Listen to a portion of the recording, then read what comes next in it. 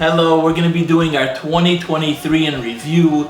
It's basically all the stories that featured Masbia throughout the year. We're going to keep it to the Masbia regular work, and we're going to leave a part 2 for the Masbia relief work, which is the stuff we do outside our facilities that we go under the Masbia relief theme banner. The first story that published about Masbia was in the Hamodia Binyan section, and I was interviewed by Malka Millman, and this is kind of the story. It was more a children-oriented story. You can see the rabbis putting up the mezuzah of our Barbara facility, some children volunteering, and so on. That was our first story of the year. After that, we had our Chop Hunger 4, where we had this big event at the Westside Institutional Synagogue where you have all my friends, the rabbi and the contestants and so on, and we were written up in many publications. So here you go, this is the more of the event, the setup. You can see the stage and everything so animated. And we were on an Australian comedy And here you have my friend Nati, who did a beautiful story on us in the Jewish Link. He's getting a army can opener from Chef Ruben Diaz. And this is Shirin, who did a story for the Allgemeiner also at the event. The next thing is something very special and unique for this year that we send out with DoorDash on the day of Purim, over 3,000 packages to 3,000 families. So see a little bit of the story, how it was reported on News 12. Last night of Purim, and one local soup kitchen is working to make sure that no one goes hungry. The Masbia Food Reserve Depot preparing thousands of food deliveries today for families in need on this holiday. They were here all day sending out food for thousands of families in need. In the lead up to Passover, we put out our own press releases in addition to some stories that were published by, for example, the JNS. We had an amazing partnership with Masora Farms, which is a poultry slaughterhouse, where we had a partnership with them to give thousands and thousands of families poultry for Passover, to give out chicken. Here you can see some of the pictures as we visited the plant and so on. So that's one story for Passover, but then we were also featured on CBS News by Hannah Klieger. I'll let you see some of that. It looks like organized chaos. But workers at Masbia Food Reserve Depot are like a well-oiled machine. It is Passover season and the demand is huge. Throughout this entire week, Masbia is expecting more than a dozen trailers like this full of produce to arrive at the depot. We were also featured in News 12 by Shanice. The nonprofit is working with the community to make sure Jewish families in need have food for Passover while helping asylum seekers at the same time. News 12's Shanice Archer tells us about the unique collaboration in Borough Park. The Masbia Soup Kitchen was flooded with pounds of produce ready to find a home. Every year, Masbia teams up with different volunteers to make sure families have what they need for Passover. From potatoes to carrots, Masbia is preparing to donate all this food to hundreds of families with the help from DoorDash. Organizers say it's a community effort in line with the story of Passover. It feels good because whenever you do nice things for other people, it makes you feel better yourself. Families will also receive multiple packages throughout the week until Passover next Wednesday. From Borough Park, I'm Shanice Archer, News 12. Then we have my friend Jacob Henry, who also did a story for the Jewish Week for Passover of our distribution at the time. A month or two later, we had this special story done by this trucking company. What are they called? ADP.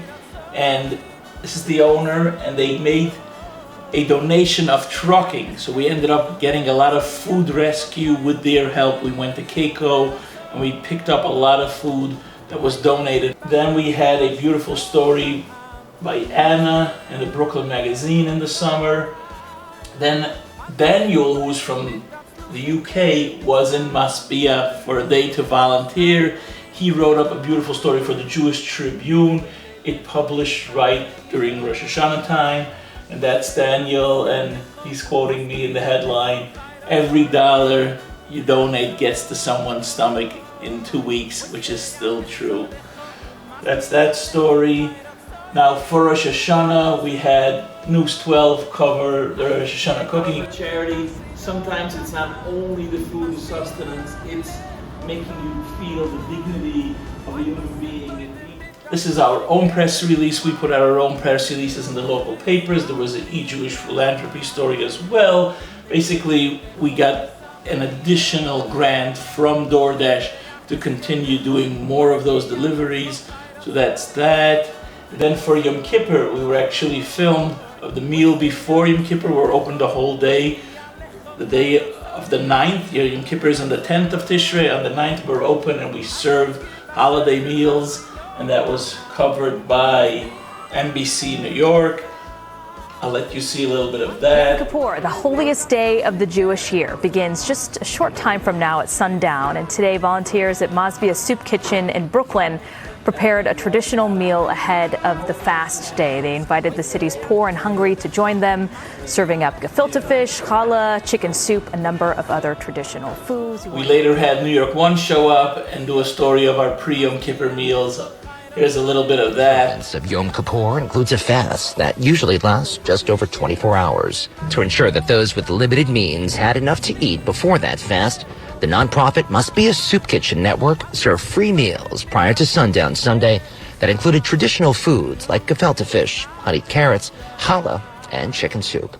The Masbia Soup Kitchen Network also plans to provide free meals Monday evening to help worshipers break their fast. Workers tell me it's quite rewarding helping others. Makes me feel very good that I can see the people for the fast when they come and eat and right after the fast because people need it. And this is a little bit after the holidays. We had Shanice from News 12 again do a story of food insecurity.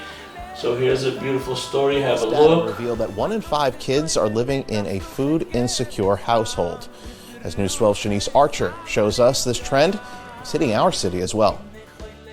Last year's data shows a big increase in the number of children that are facing food insecurity, and nonprofits like Masbia say they're working every day to feed as many people as possible. I like to say people come in with an empty stomach and they leave full. That's the basics here. Masbia serves as one of the many soup kitchens and food pantries in our boroughs. According to USDA research, almost 13% of U.S. households were food insecure last year. That's a little over 10% from the year before, showing that organizations like Masbia are needed when addressing this growing problem and ensuring people in our borough have access to food when needed. This story is what we did at the Shearith Israel Synagogue on Thanksgiving. It's our 3rd annual Thanksgiving Packathon with them that was very beautifully featured by Lisa Rosner of CBS. So here, have a look at this beautiful story. In the courtyard of Congregation Shearith Israel and off Central Park West on 70th Street, in the shadows of the Thanksgiving Day Parade. We're packing food for people who don't have enough food. 5-year-old Auden joined hundreds of people to pack some 2,000 bags of beans, greens, and rice for clients of the nonprofit Masbia. DoorDash will deliver it to each family for free. We are a kosher soup kitchen. We serve everyone. Our clients, we operate in 10 languages, so we serve everybody. The synagogue president tells me this is a tradition started almost a decade ago, and it was important to bring together people of all backgrounds. We're here because we want to help. Especially now, this is a story in Borough Park 24. The Metropolitan Commercial Bank opened their new branch in Borough Park and made a donation to Masbia, $5,000. Just now, the first day of Hanukkah, we had this beautiful event for single mothers and their children who came to Masbia. It was sponsored by the Miller family, Eric and his wife Karen. With this, I conclude 2023 in review as it was reported in the news, part 1. But I have an ask to make.